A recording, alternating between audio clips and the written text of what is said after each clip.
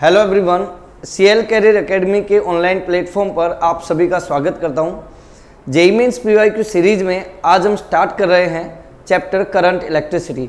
हम लोग कई सेशन लगातार करंट इलेक्ट्रिसिटी पर बिताने वाले हैं और साथ ही जेईई मेंस में जो प्रीवियसली पूछे गए क्वेश्चंस है, हॉट क्वेश्चंस है, उनको भी हम लोग सॉल्व करेंगे।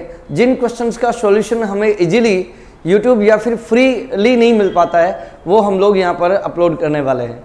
और डेफिनेटली जब आप हमारे साथ प्रीवियस ईयर क्वेश्चन सॉल्व करेंगे तो आपका कंसेप्ट एनहेंस होगा, आपकी नॉलेज भी एनहेंस होगी और आपको डेफिनेटली बेनिफिट मिलने वाला है। ठीक, तो आज हम स्टार्ट कर रहे हैं करंट इलेक्ट्रिसिटी और उसका फर्स्ट क्वेश्चन हम देखेंगे और क्या उसमें गिवन है, क्या पूछा है वो हम देखते हैं। तो देखिए फर्स्ट क्वेश्चन से हम स्टार्ट करते हैं। देख तो फर्स्ट क्वेश्चन है, उसमें भी ऑप्शन है A, the drift velocity of electrons decreases, drift velocity of electron decreases with increase in the temperature of the conductor. देखो ड्रिफ्ट वेलोसिटी का फॉर्मूला क्या होता है, VD equals to E capital E tau upon M. Okay, drift velocity का formula VD equals to, तो देखिए यहां पर आप देख सकते हैं कि ड्रिफ्ट वेलोसिटी जो ना वो रिलैक्सेशन टाइम, टाउ क्या होता है यहां पर, रिलैक्सेशन टाइम के डायरेक्टली प्रोपोर्शनल है। ओके, तो जब टेम्परेचर हम बढ़ाते हैं तो रिलैक्सेशन टाइम, क्योंकि फ्री इलेक्ट्रॉन्स ज़्यादा तेजी से कोलाइड करने लगेंगे तो रिलैक्सेशन टाइम डिक्रीज हो जाएगा।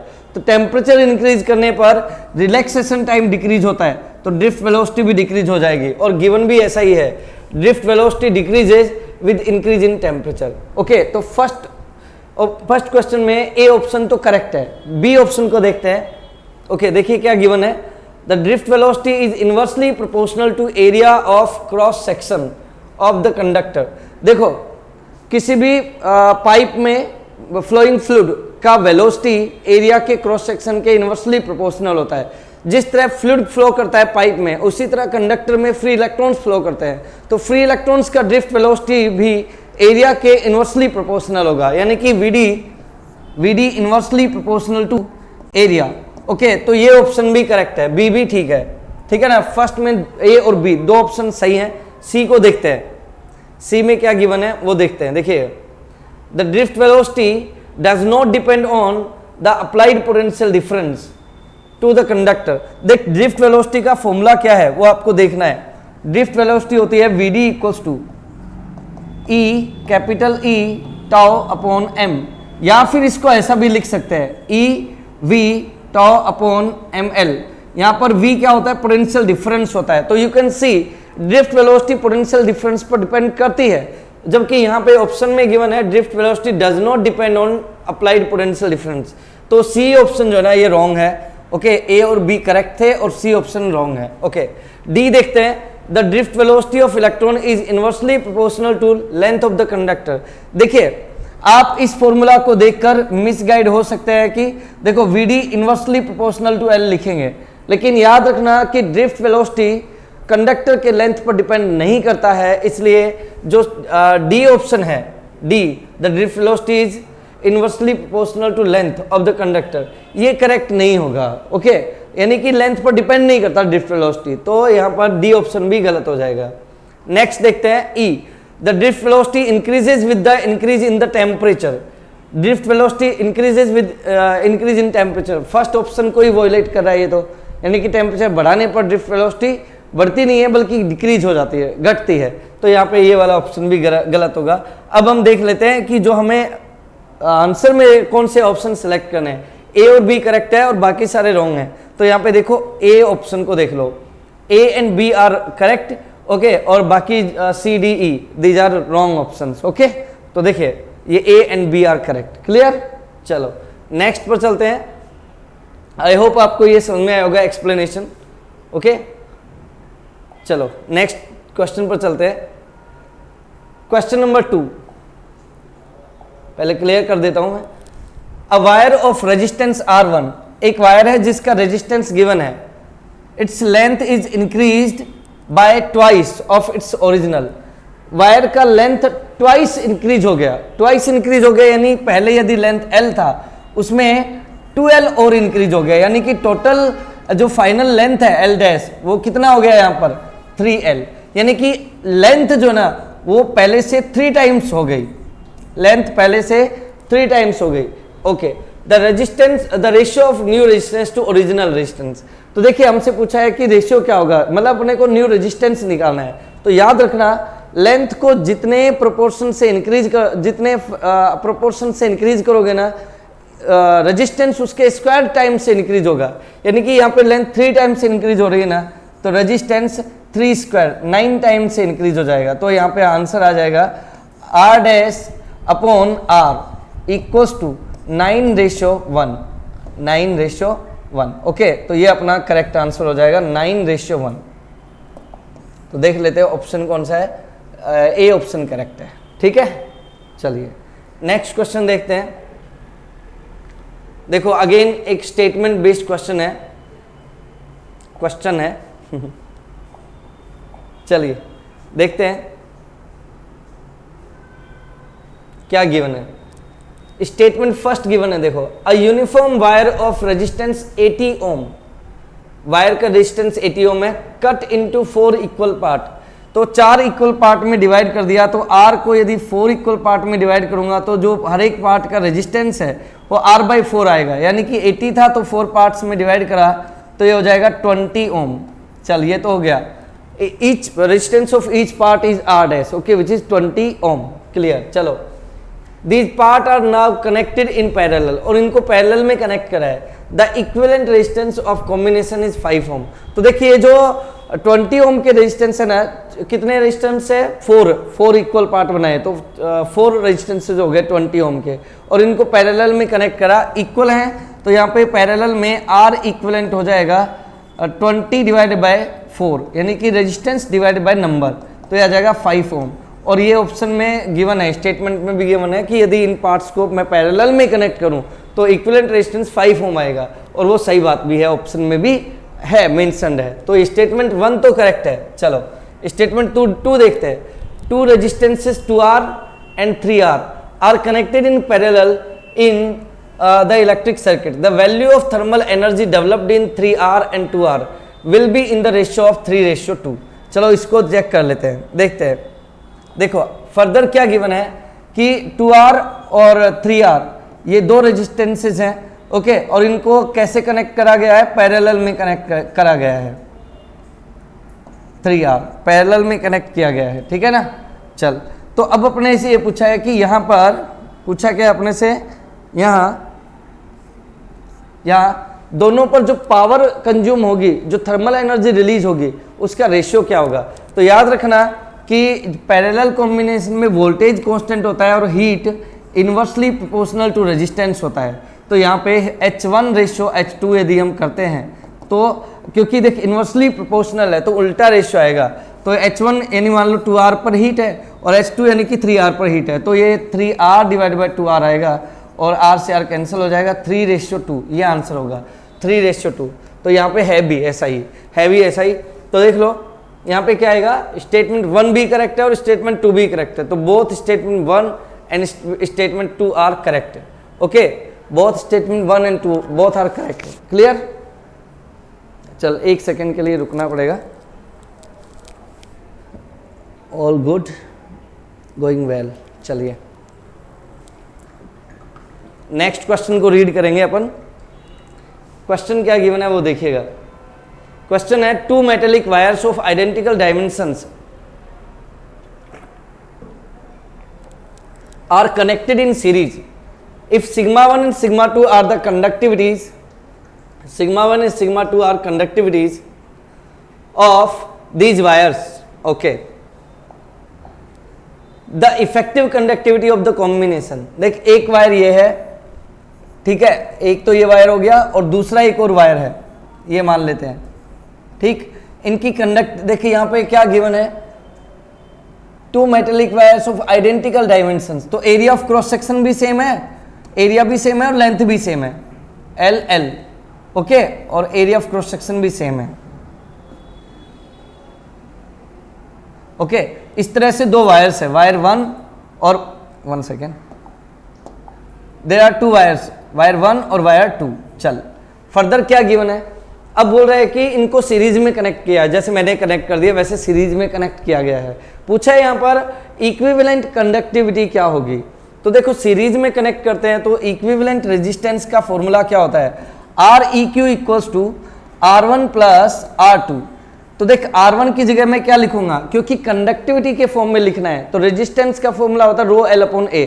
तो यहाँ पे लिखूंगा लेंथ एल और रेजिस्टिविटी रो की जगह मैं लिख रहा हूँ 1 अपॉन सिग्मा। तो 1 अपॉन सिग्मा 1 ए, एल अपॉन ए वो सेम ही है दोनों में, एल अपॉन ए सिग्मा 2 इस तरह से। और आर इक्विवेलेंट है तो लेंथ भी इक्विवेलेंट लेना है तो 2L divided by sigma equivalent into A. अब जो कैंसिल होता है उसे कैंसिल कर देंगे तो 2 divide by sigma equivalent equals to 1 upon sigma 1 plus 1 upon sigma 2। अब यहाँ पे हम इसको सॉल्व करेंगे तो 1 upon sigma equivalent will be sigma 1 plus sigma 2 divided by 2 sigma 1 sigma 2। ये हमारे पास आ गया और इसको मैं रिवर्स करूंगा तो 2 sigma 1 sigma 2 divided by sigma 1 plus sigma 2 बनेगा। तो देखो ये बी ऑप्शन को चेक कर सकते हो आप लोग, बी ऑप्शन करेक्ट है। क्लियर, तो बी ऑप्शन यहाँ पर सही ऑप्शन है। चलो अब नेक्स्ट क्वेश्चन को देखते हैं। देखिए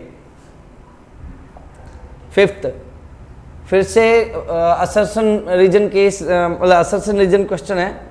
तो देखो असर्शन क्या गिवन है, alloys such as constantan manganin are used in making standard resistances. Okay, standard resistance बनाने में मैग्नीन कांस्टेंटन का हम यूज करते हैं। ये अलॉय वायर्स हैं, इनका यूज किया जा सकता है।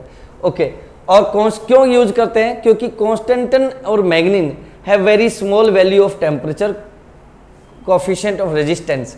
देख अल्फा होता है ना, अल्फा होता है R2 minus R1 divided by T2 minus T1 okay into R1। Okay, और जिसका अल्फा क्या बताता है कि टेम्परेचर के साथ रेजिस्टेंस किस तरह से चेंज होगा भी कि नहीं होगा। तो अल्फा कम होने का मतलब है रेजिस्टेंस टेम्परेचर के साथ चेंज नहीं होगा। ओके, या फिर बहुत लेस चेंज दिखाएगा। तो इसीलिए क्योंकि मैग्नीन कांस्टेंटन के लिए अल्फा लेस होता है, इसीलिए हम लोग मैग्नीन कांस्टेंटन को स्टैंडर्ड वायर के फॉर्म में यूज करते हैं। तो यहाँ पे दोनों ही करेक्ट है और रीजन करेक्टली डिस्क्राइब करता है असर्शन को। तो यहाँ पे both A and R are true and R is correct explanation of A, ये हमारा आंसर हो जाएगा। ठीक, आई होप आपको इस समझ में आ गया होगा। नेक्स्ट क्वेश्चन पर चलते हैं। देखिए नेक्स्ट क्वेश्चन क्या कहता है, सी देखो, let me clear this first. 1 meter long wire is broke into 2 unequal part x and y। 1 metre का एक वायर था, 1 मीटर लेंथ का एक वायर है और उसको 2 पार्ट्स में डिवाइड कर दिया है, मान लो x और y में। Okay, the x part of the wire is stretched into another wire. और x जो वायर है ना उसको मैंने स्ट्रेच कर दिया और एक नया वायर बनाया, मान लो w।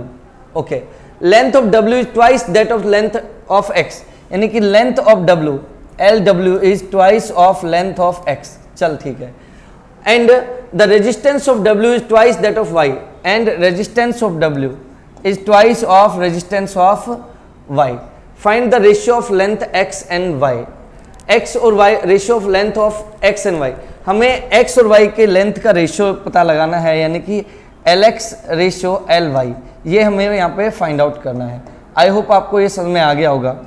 एक बार मैं दोबारा से भी रीड करके बताता हूँ कि एक 1 मीटर लॉन्ग वायर है, क्लियर, और उससे 2 हिस्से बनाए x और y, और x को स्ट्रेच करके एक नया वायर बनाया जो W है।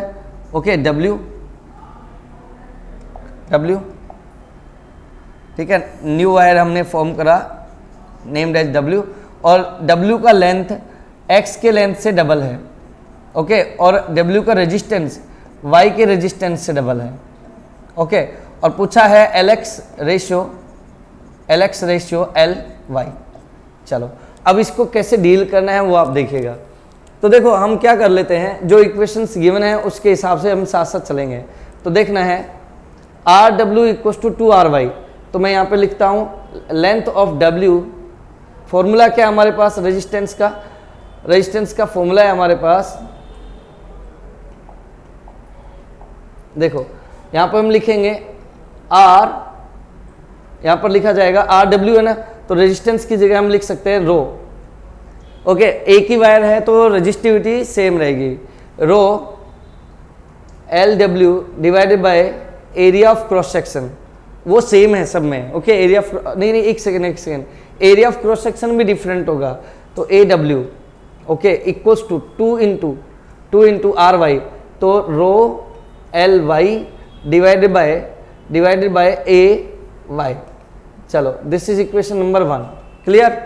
अब इसके बाद नेक्स्ट में क्या करना है अपने को, देखो नेक्स्ट यहाँ पे length of W equals to twice of length of X, तो अपन ये लिख सकते हैं कि जब हम वायर को स्ट्रेच करते हैं और जितने प्रोपोर्शन से हम लेंथ को इंक्रीज करते हैं उसके स्क्वायर से रेजिस्टेंस इंक्रीज होता है।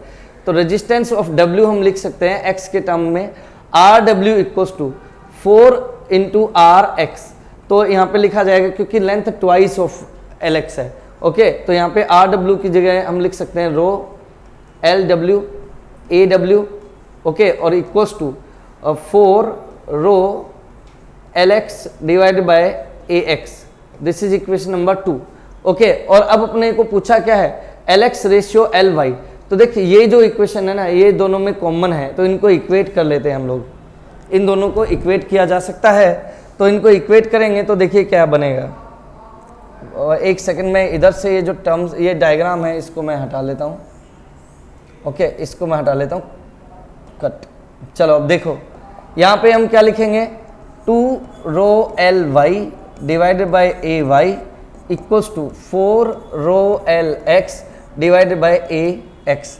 तो यहाँ से L X divided by L Y equals to क्या बनेगा, देखो रो से रो तो कैंसिल हो गया और 2 से ये 4 भी कट जाएगा, तो यहाँ से L X upon L Y equals to आएगा A X upon A Y, और ये जो 2 है ये भी नीचे चला जाएगा।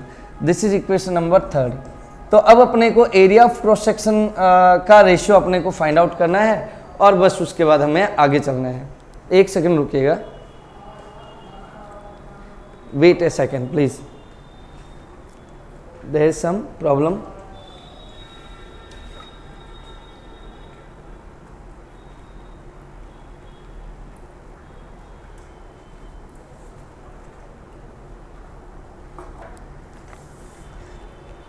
Wait a second please.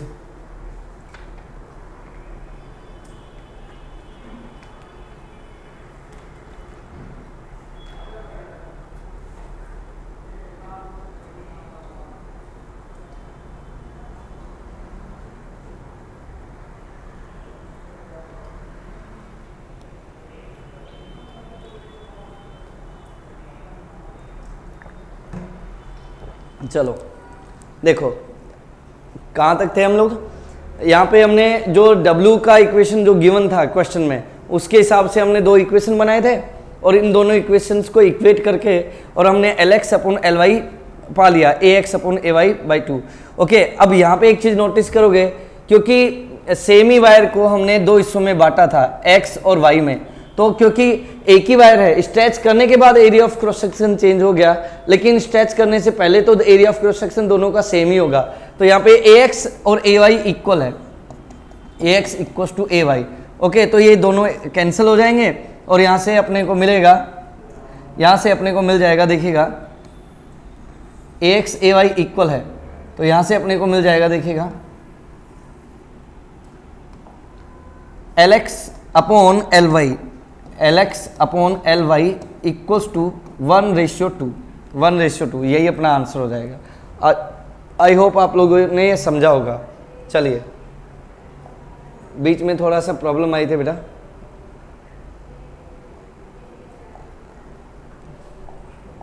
देखिएगा what will be the most suitable combination of 3 resistors A equals to 2 ohm, B equals to 4 ohm and C equals to 6 ohm, so that 22/3 ohm is equivalent resistance of the combination। Okay, हमें 3 resistors given है और उनका equivalent resistance 22/3 ओम है। हमसे ये पूछा है कि बेस्ट सुटेबल कॉम्बिनेशन कौन सा होगा। तो देखो फर्स्ट ऑप्शन देखते हैं, parallel combination of A and C connected in series with B, यानी कि फर्स्ट क्या ऑप्शन में क्या गिवन है, A और C तो पैरेलल में है, ठीक है, A और C पैरेलल है और B फिर सीरीज है। तो ए का वैल्यू कितना है, ए का वैल्यू है यहाँ पे कितना 2 ओम, तो 2 और सी का वैल्यू कितना है 6, 2 6 और बी का वैल्यू कितना है 4। तो देख 2 और 6 पैरेलल में है, तो 6 × 2 डिवाइड बाय 6 + 2, तो इन दोनों का इक्विवेलेंट रेजिस्टेंस आ जाएगा कितना 12 डिवाइड बाय 8। तो ये 4 से कट करेंगे तो 4 से कट करेंगे तो ऊपर ये बचेगा, देखिएगा, वेट अ सेकेंड, देखिए तो ये बनेगा 12 डिवाइड बाय 8, तो ये 4 से कट करते हैं तो ये बनेगा 3 डिवाइड बाय 2। ओके, तो यहाँ से सॉल्व करेंगे तो 3/2 + 4, तो यहाँ पे 4 2 = 8 और 3 11/2 आया। ये करेक्ट ऑप्शन नहीं है, तो ए ऑप्शन तो गलत हो गया। बी को चेक करेंगे अब अपन लोग, बी ऑप्शन को चेक करना है। बी को देखिए, बी में क्या कहा है इसने, बी में कहा है parallel combination of A and B, parallel combination of A and B and series with C. चल देखते हैं, तो parallel combination of A and B, तो ए यानी कि जिसका वैल्यू 2 है, बी यानी जिसका वैल्यू है कितना, ए और बी सीरीज है, सॉरी ए और बी सीरीज है ना। ए का वैल्यू कितना है 2 ओम है और बी का वैल्यू कितना है 4 ओम। ओके, और सी फिर बाद में इन दोनों के साथ, एक second, parallel combination of A and B, sorry parallel combination of A and B, तो पहले सही था तो यहाँ पे 2 ओम 4 ओम, ओके, ये तो पैरेलल में है और 6 ओम जो है ये सीरीज में है। तो यहाँ पे इक्विवेलेंट रेजिस्टेंस निकालेंगे तो इन दोनों का हो जाएगा 2 × 4 डिवाइडेड बाय 2 + 4। तो यहाँ से सॉल्व करेंगे तो नीचे 8 है, 4 से कट करेंगे तो ये कितने टाइम्स कट जाएगा, 6 बनेगा, 2 ऊपर बचेगा और 3 नीचे, यानी कि 4 डिवाइड बाय 3। और फिर सीरीज है तो 4/3 + 6, तो यहाँ से 6 3 = 18, 18 एंड 4 22/3। तो यहाँ पे करेक्ट ऑप्शन कौन सा हो जाएगा, बी ऑप्शन करेक्ट हो जाएगा। आगे सॉल्व करने की ज़रूरत नहीं पड़ेगी।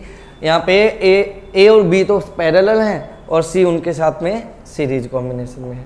नेक्स्ट क्वेश्चन सॉल्व करते हैं, देखिएगा, ए तो इजी है, इजी तो सारे ही हैं वैसे देखा जाए तो, बच्चों वाला ही क्वेश्चन है।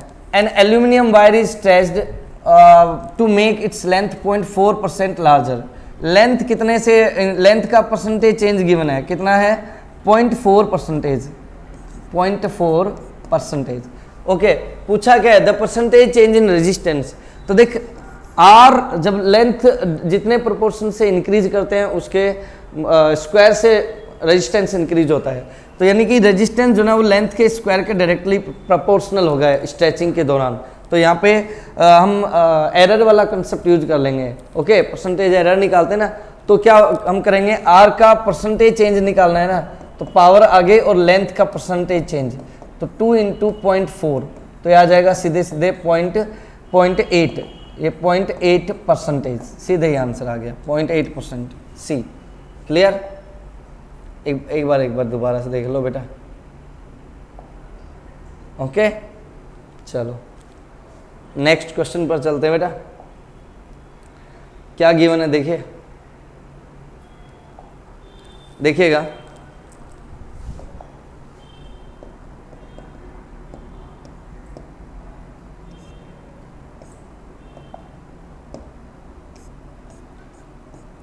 अब ठीक है। देखो यहाँ पे अपने को कॉम्बिनेशन गिवन है, देखो देखेंगे आप लोग, मैं डार्क पेन से इसको हाईलाइट करता हूँ। देखो यहाँ पे रेजिस्टेंस गिवन है, ये है 5 ओम, आई होप आपको विजिबल होगा। ओके, और फिर ये है 10 ओम। ओके, और फिर अगेन ये इधर भी है क्या 5 ओम, ठीक, और फिर ये ए पॉइंट है। अच्छा, और ऐसे इधर देखेंगे ना, ये कितना गिवन है, ये अगेन 5 ओम है, ठीक, और फिर ये 10 ओम है, 10 ओम, ठीक, और फिर ये वाला है 10 ओम, ठीक, और फिर ये है, ये भी 10 ओम है। और ये यहाँ पे देखोगे तो ये देखिएगा,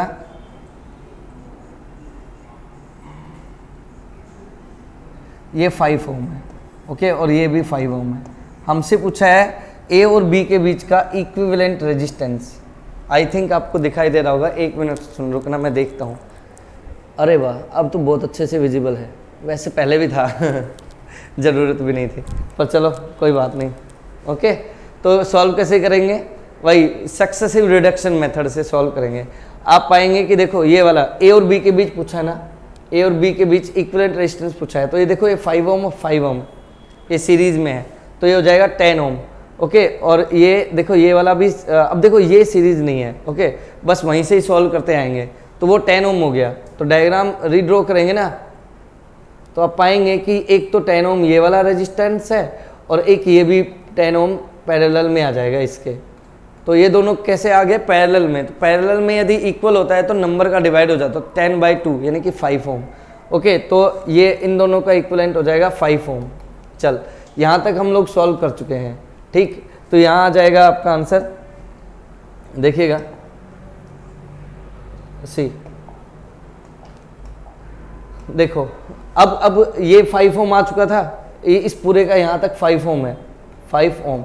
अब आप देखोगे ये 5 ओम और जो नया 5 ओम आया वो भी सीरीज में है, तो सम हो जाएगा 10 ओम बनेगा। तो यहाँ तक हो जाएगा 10 ओम, 10 ओम। फिर वो 10 ओम इस 10 ओम के साथ में पैरेलल आएगा, तो देख फिर यहाँ तक फिर अगेन क्या आ जाएगा यहाँ पे 5 ओम। ओके, और फिर ये 5 ओम और ये वाला 5 ओम फिर सीरीज में आएंगे, 10 ओम बनेगा, और फिर वो 10 ओम पैरेलल। ओके, फिर यहाँ पर यहाँ से यहाँ तक में 5 आएगा, और फिर ये 5 और 5 10 ओम। तो अल्टीमेटली आपको ये मिलेगा 10 ओम ये है और 10 ओम ये ए पॉइंट हो गया और ये बी पॉइंट हो जाएगा, है ना। हम ये दोनों पैरेलल में है तो 10/2, तो यहाँ पे 5 ओम रेजिस्टेंस आंसर आ जाएगा। 5 ओम चेक करते हैं एक बार आंसर, 5 ओम सी ऑप्शन आप देख सकते हो, C is correct option. Clear, I hope आपको ये समझ में आया होगा, है ना। सक्सेसिव रिडक्शन हम करते हैं। ओके, नेक्स्ट क्वेश्चन देखना, क्या गिवन है। Resistance of the wire is measured as 2 ohm and 3 ohm at 10 degree Celsius and 30 degree Celsius. दो रेजिस्टेंस की वैल्यू गिवन है, दो टेम्परेचर गिवन है। Okay, temperature coefficient of resistance of the material of the wire alpha पूछा है, बच्चों वाला प्रश्न है। R2 minus R1 equals to alpha R1 T2 minus T1, ये फॉर्मूला हम यूज करने वाले हैं। R2 कितना गिवन है 3, R1 कितना गिवन है 2, अल्फा पूछा है, R1 कितना है 2, T2 कितना है 30, T1 कितना है 10। तो देख 1 equals to alpha into 2 into 20, तो यह अल्फा आ जाएगा 1/40। Okay, 40 degree Celsius inverse. Clear, अब बस वैल्यू पुट करनी, मतलब इसको सॉल्व करेंगे तो 1/40 यानी कि ये आ जाएगा 1/40 यानी कि 0.55 आएगा। देखते हैं, करके देखते हैं एक बार। तो ये आ जाएगा 1/40 क्या कर रहा हूँ, और 0, और अब 2 टाइम्स जाएगा 2। अरे ये तो आंसर ही मैच नहीं कर रहे, यहाँ तो आंसर ही मैच नहीं कर रहे, गलती क्या हो गई। देखो R2 minus R1 equals to alpha R1 T2 minus T1, तो 3 माइनस 2 1, और अल्फा R1 कितना है 2, T2 कितना है 30 माइनस 10, तो 1 equals to alpha into 2 into 20। Okay, तो अल्फा आ जाएगा क्या 2 इंटू 20, ये 40 बनेगा, 1/40। 1/40 यदि हम सॉल्व करते हैं तो पॉइंट फिर 0, और आंसर तो इसमें मैच ही नहीं कर रहे। Resistance of wire is measured as, एक सेकेंड वेट करना बेटा।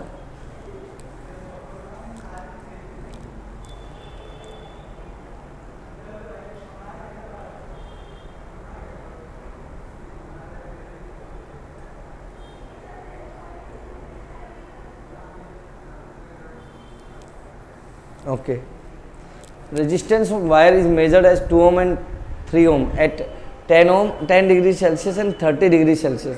Temperature coefficient of resistance of material of the wire. बेटा इसको, इसमें वैसे तो यहाँ पे आंसर आ जाना चाहिए, है ना, लेकिन इसमें कुछ अलग ढंग से इसका सॉल्यूशन है, वो मैं आपको बताऊंगा। देखो यहाँ पे इस तरह से करना है, R2 इक्वल्स टू हम लिखते हैं R2 इक्वल्स टू, यहाँ पर इस तरह से भी लिखा जा सकता है इसको, R0 into 1 plus alpha delta T. Okay, तो इसको ऐसा लिख सकते हैं R2 equals to R0 into 1 plus alpha और T2 माइनस T1।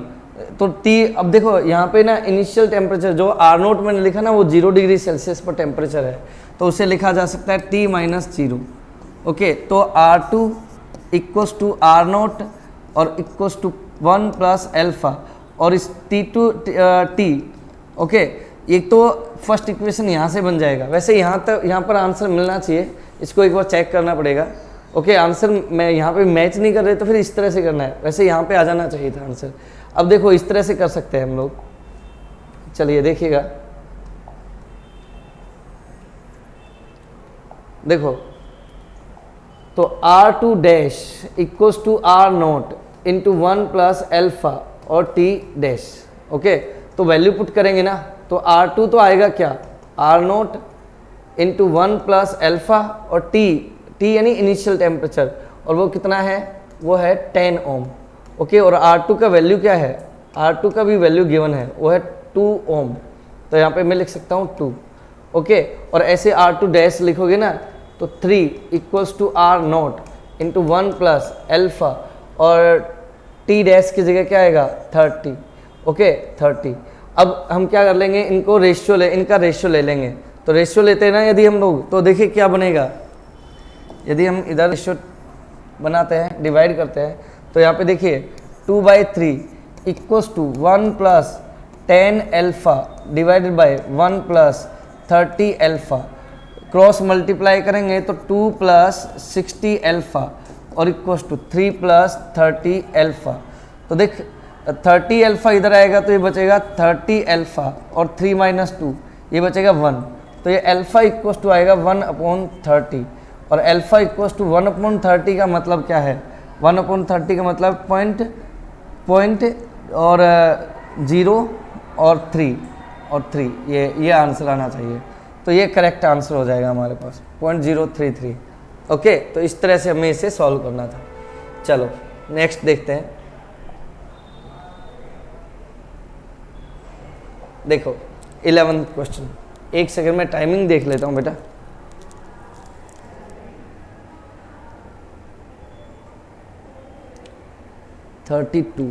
देखिएगा, तो ऐसा करते हैं, इसी टाइप के क्वेश्चंस हैं। 10 क्वेश्चंस मैंने सॉल्व कर दिए हैं, बाकी बचे हुए क्वेश्चंस आप लोग सॉल्व करना। ये आपका होमवर्क भी रहेगा, आपको स्क्रीनशॉट लेना है। ये 11th क्वेश्चन, इसका आप स्क्रीनशॉट ले लो। नेक्स्ट, ऐसा क्वेश्चन हमने करे हुए हैं इसलिए मैं आपको होमवर्क दे रहा हूं। नेक्स्ट, इसके लिए मैं आपको बता देता हूं। देखो करंट गिवन है I equals to 5 ampere. Okay, और क्रॉस सेक्शनल एरिया भी गिवन है जो कितना है 0.04 ओके मीटर स्क्वायर, और करंट डेंसिटी एंगल भी थीटा भी गिवन है, कितना है 60 डिग्री। पूछा क्या है, the magnitude of electric field, E अपन से पूछा है। तो देख पहले क्या करना पड़ेगा, हमारे पास एक फॉर्मूला है J equals to sigma into E, या J equals to 1/ρ into E, rho भी गिवन है। तो यहाँ से पहले J निकालना पड़ेगा, और J क्या होगा I upon A। Okay I upon A 1/सिग्मा ई। अब देखो 1/ρ, तो अब यहाँ से E मिल जाएगा।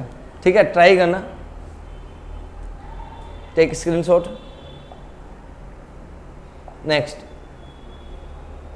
ये पैरेलल कॉम्बिनेशन में है।